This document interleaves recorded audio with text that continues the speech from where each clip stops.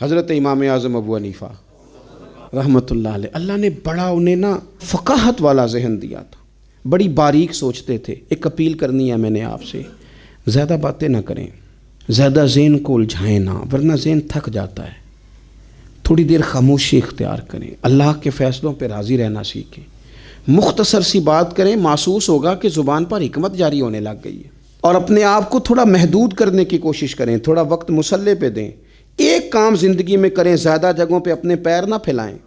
ورنہ کوئی کام بھی ٹھیک نہیں ہوتا۔ ایک کریں پر صحیح کر کے کریں، سونا کر کے کریں۔ اپنی زندگی میں جب آپ حکمت کے ساتھ، خوبصورتی کے ساتھ، تھوڑے انداز کے ساتھ آگے بڑھیں گے، ہمیں محسوس ہوگا کہ یار یہ کام تو کم از کم مجھ سے صحیح ہوا۔ آپ جس شعبے میں اس میں کمال پیدا کریں، لیکن کہنا مجھے سارا ہی پتہ ہے، میں سب ہی جانتا ہوں، میں ہر چیز میں الجھوں گا، تو پھر کوئی کام بھی ٹھیک نہیں ہوتا۔ امام صاحب فقیہ تھے، اس میں انہوں نے درجہ عروج حاصل کیا، کمال سمجھ اللہ نے عطا فرمائی، کمال۔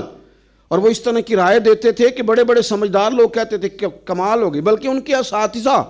امام اعمش رحمۃ اللہ علیہ آپ کے اساتذہ میں سے کچھ حالات ایسے ہو گئے کوفے میں، گرد و نواح میں، کہ گندم کم ملتی تھی، مہنگی ہو گئی، کوئی قحط کا دور تھا۔ تو اب جو چیز کم ہو جائے وہ گھر والے اس کا مطالبہ بھی زیادہ کرنے لگ جاتے ہیں، جو پڑی ہوتی ہے اس پر توجہ نہیں ہوتی، جو نہیں ہوتی اس کا ذکر بار بار ہوتا ہے۔ تو آپ کی اہلیہ روز کہتی آٹا ختم ہو گیا ہے، اور روز تھیلا تھما دیتی آٹا لے آئے۔ اب اتنے بڑے عالم تھے، 2 4 5 دفعہ تو وہ گئے، پھر اب ہر جگہ سے ملتا بھی نہیں تھا،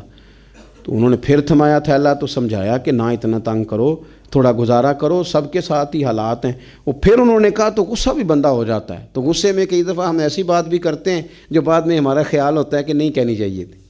یہ ذرا زیادہ ہو گئی یار، خود پچھتاوا ہوتا ہے، مانے چاہے نہ مانے، احساس ہوتا ہے کہ یہ جملہ تیز نکل گیا، نہیں کہنا چاہیے۔ تو امام صاحب اتنا ناراض ہوئے اپنی اہلیہ سے کہ کہنے لگے آج کے بعد تو نے تھیلا تھمایا نا آٹے والا یا آٹے کا کہا تو تو یہ 3 طلاقیں، تو فارغ ہے میری طرف سے۔ بڑھاپا ہے، اتنی عمر ہے، اتنے سخت بات کہہ دی، اہلیہ رونے لگی۔ امام صاحب بھی پریشان ہو گئے، بعد میں انہوں نے پیغام دیا اب کرنا کیا ہے، کہنے لگے کچھ سوچتا ہوں۔ آپ کی اہلیہ کو پتہ تھا کہ امام اعظم ان کے شاگرد ہیں، ہمارے بڑے فرما بردار ہیں۔ انہوں نے نا 1 2 دن کے بعد پیغام بھیجا کہ اب آٹا بھی ختم ہے، کہنا بھی ان کو ہی ہے، اور انہوں نے بڑی سخت بات کر دی ہے کہ اب کہا تو 3 طلاقیں۔ تو امام صاحب سے مسئلہ پوچھا کہ اب بتائیں کرنا کیا ہے،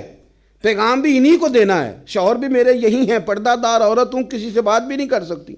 اور انہوں نے کہہ دیا اگر آٹے کا میسیج دیا تو 3 طلاقیں۔ تو امام صاحب کہنے لگے میری استانی سے، میری اماں سے جا کے کہو، مشکل بات ہی کوئی نہیں، استاد جی کو کہنا نہیں آٹا لے آئیں، کوئی ضرورت نہیں، جب وہ سو رہے ہونا تو آٹے والا تھیلا ان کے کرتے سے باندھ دیں، اٹھیں گے تو خود ہی سمجھ آ جائے گی کہ آٹا گھر میں ختم ہے۔ تو حضرت امام اعمش رحمۃ اللہ علیہ سو کے اٹھے تو کرتے کے ساتھ آٹے والا تھیلا بندھا تھا، دیکھ کے مسکرا پڑے، کہنے لگے بتاؤ ابو حنیفہ کے پاس کون گیا تھا، بتاؤ مسئلہ کس نے پوچھا ہے، جا کے وہاں سے کون سبق یاد کر کے آیا ہے جو یہاں آ کے وہ ہمیں بتا رہا ہے۔